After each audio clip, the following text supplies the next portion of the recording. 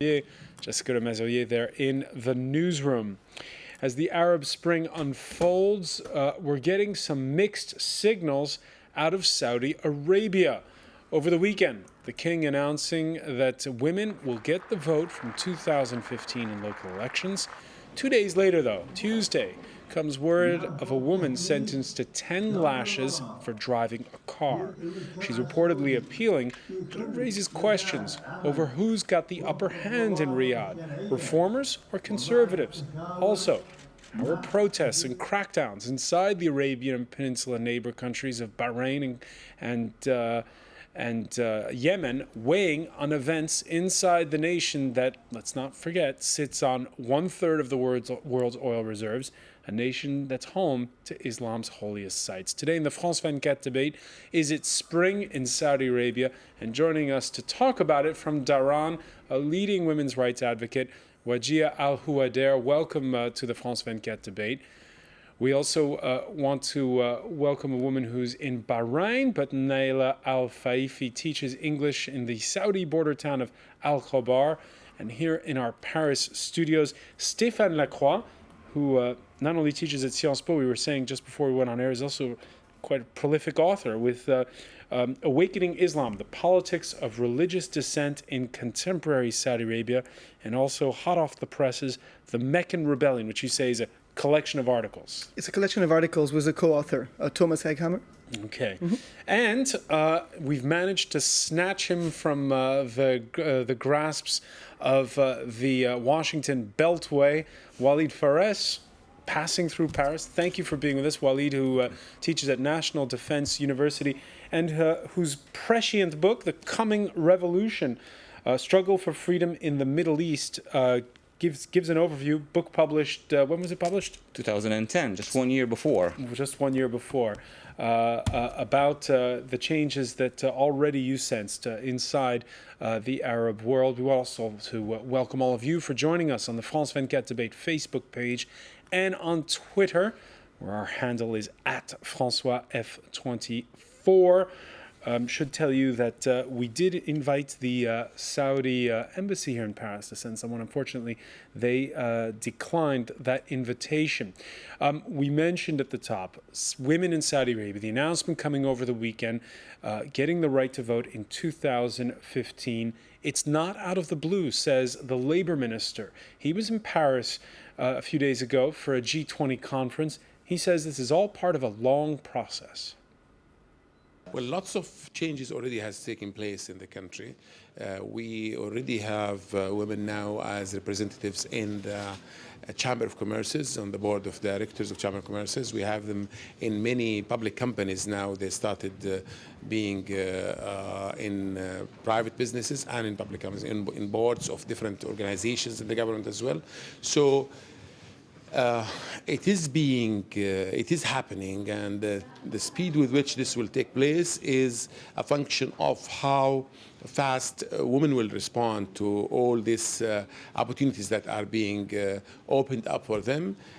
All right, Wajia Al-Huwader, let me ask you to react to that. What do you think about the speed of reform inside Saudi Arabia? I think it's very slow. They can do much better. Even with the new news about the voting and elections and being member in the Shura Council, it's all postponed. It's not going to happen anytime soon. So it's a promise, yes. But when we didn't know, it's they didn't put. They said the next cycle, and even the next cycle or the next term, usually they change it according to the situations, according to the political environment and what's going on in the world. So even that is not certain. And if he's talking about opportunities, what kind of opportunities? They are very limited, and we have the highest unemployed women in Saudi Arabia, and most of them are with university degrees. It's a problem. There are many companies and universities and government sectors, they refuse to hire women just because it's not open for them, just because they are women, not because they are not qualified. So we have really a crisis. And also we have the guardianship law. That's a problem to us. We cannot work without getting a permission from our male guardian. Even if he's our son, we have to get his permission. And we cannot study and we cannot live normally, not even rent a house to live in a place. So if he's talking about opportunities, he should first, I think we should think of giving women equal rights. We should have women treated as a mature person, responsible for her own affairs and responsible for whatever she does before we just say we're going to appoint her here or give her a position here. I mean, we had a deputy minister. She's been appointed now, I think, 3 years. And it didn't change anything in our life. Our life is the same. We cannot go from place to another unless we have a driver to take us there.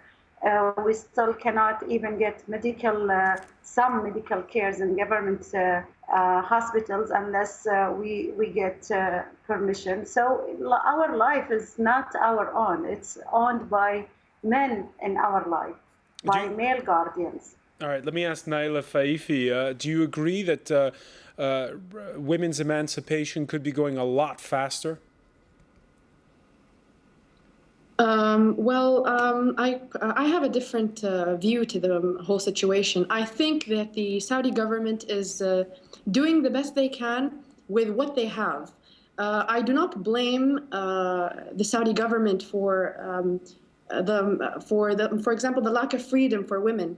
There aren't clear laws, but it's a male-dominant country. For example, I think personally that Saudi Arabia is the society and the people are not ready to give females the freedom. And I think if the government forced women's rights on them, I think it's not. The feedback is going to be quite harsh. I think it's going to backfire.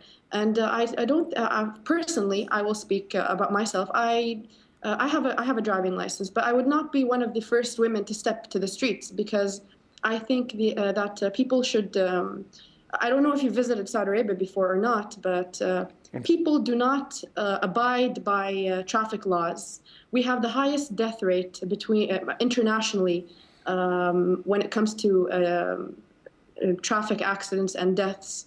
And I think you've heard about the new system. It's called Sahir. The system records traffic violations automatically.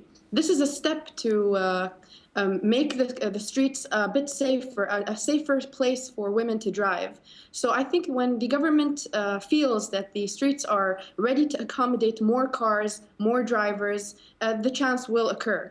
But right now, I don't think Saudi Arabia is ready for a sudden change. There's an issue that I'd also like to address is, as Ms. Al-Khwaidar said that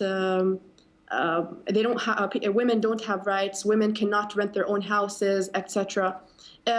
Saudi Arabia is a very large country. We have different regions, and every region has their own characteristics. For example, the eastern region is not the same as the western region, nor the south. So, for example, if I come from the western region, which my mother comes from western regions, women can own their own property, women can rent their own property, women can travel. Women have more. How can I say this? So there's women not a hard have more and fast rights than I think other. Naila Al-Faifi, I want to pick up on what you said at the outset, and I want to put it to Stéphane Lacroix, because a lot of people have been saying this. We were preparing for the show that there genuinely is a sort of a war of the sexes in Saudi Arabia, and that men aren't going to stand. She makes a point. Men aren't going to stand for the emancipation of women. What do you say to that? It's not really true. I mean, we've seen polls taking place recently in Saudi Arabia. We don't know how reliable they are. But it seems that, for instance, on the women driving issue, there's a 50-50 in Saudi society. So you have a lot of men who want women to drive. I have a Saudi friend, for instance, in Saudi Arabia, who actually has an interesting view on this. He says, actually, this is a problem not just for women, it's a problem for men, because he has a wife and 4 daughters. He spends his days in traffic, driving his wife to work, his daughters to school. So he says, this is hell for me, as much as, as for a man, as it is hell maybe for my daughter or my wife. So I think a lot of men in Saudi Arabia are starting to realize that, this is a situation that is a problem for not just women, but just for the society as a whole. But going back to the issue, I think there's something very important that should be said here. This issue of reform on the women's issue is just part of a broader picture.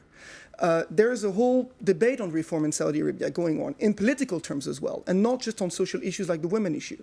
And this is a debate that's been completely absent here. The women now have been given the right to vote and to be in a parliament that basically has no power. In the municipal councils, we don't really know what powers they have. So this is very symbolic in the end, right? You're letting women enter councils and parliaments that cannot really do anything. So I think this is a broader issue, and it's interesting to say, for instance, and to note that it has not even been mentioned in the program that tomorrow in Saudi Arabia are the municipal elections. They are tomorrow, the next ones, not the ones in 4 years, the ones that are taking place this year. And this has not been mentioned by you, and not just by you. In Saudi Arabia, no one's excited. So it's really interesting to put in contrast these municipal elections taking place tomorrow. Nobody excited because nobody knows what's going to come out of them, and everyone knows that the people who are going to be elected are not going to have any real power. And then this announcement for the municipal elections taking place in 4 years, that women will be able to be in the parliament, but the parliament and municipal councils with no power. So again, the whole women issue should be put within the broader picture of political reform as well. Let me pick up, before we pick up more on the reforms, I just want one final point on the issue of the driving. Wajia,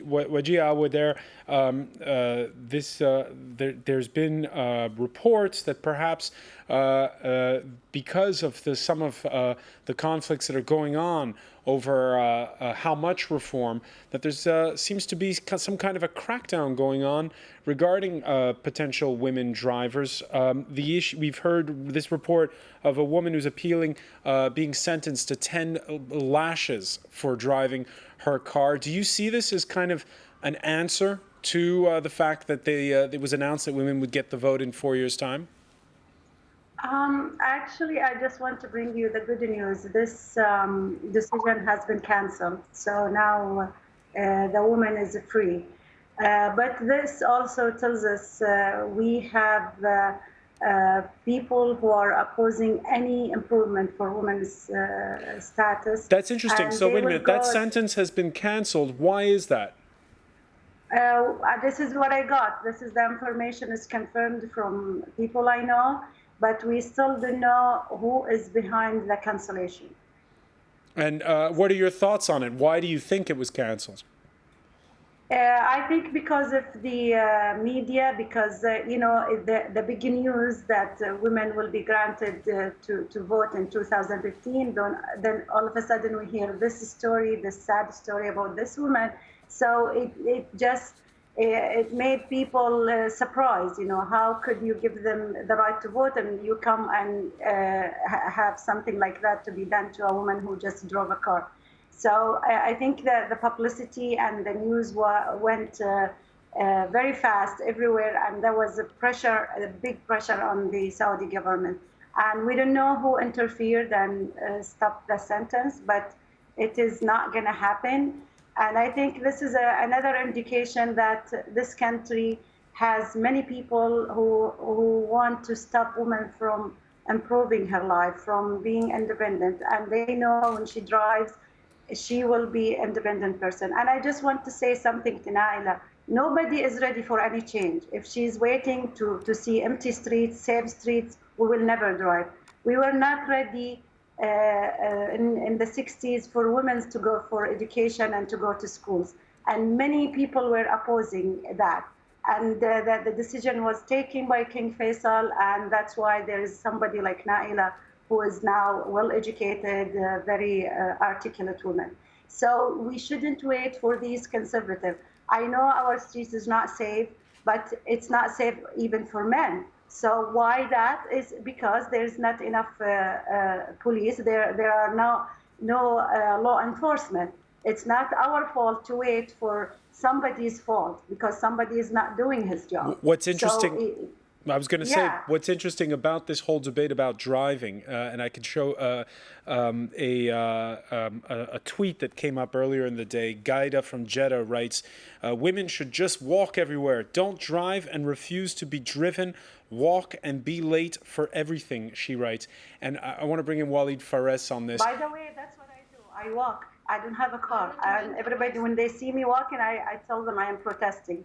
They don't allow me to drive a car, so I walk.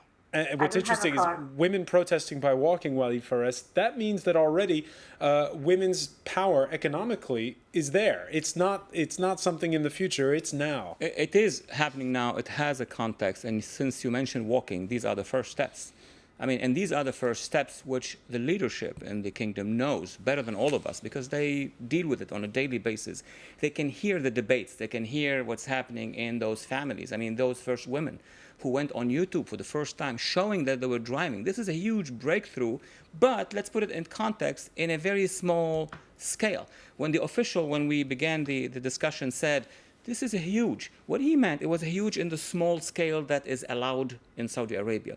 For the viewers to understand, we cannot compare this evolution to, let's say, acceleration of modernization in Latin America.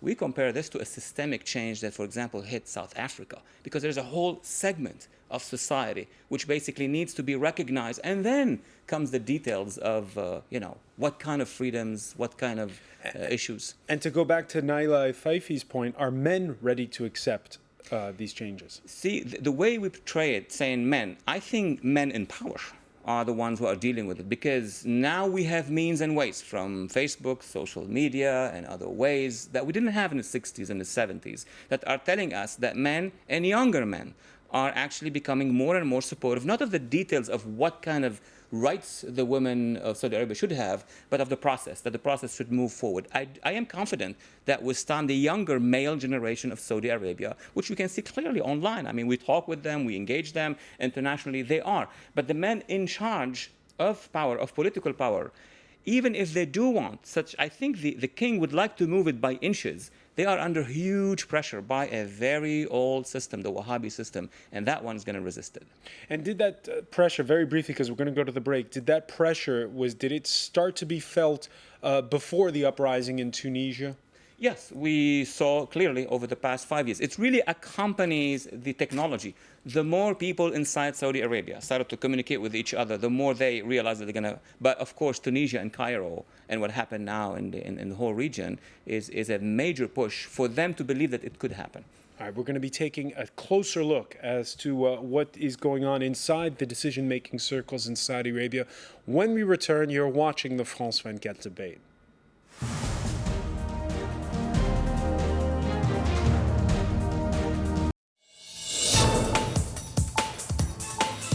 They hail from all over the rugby world, from New Zealand to South Africa to Argentina, to join the prestigious Top 14 league with the French rugby elite. France 24 went to meet these foreign players who've chosen France as their new playing field.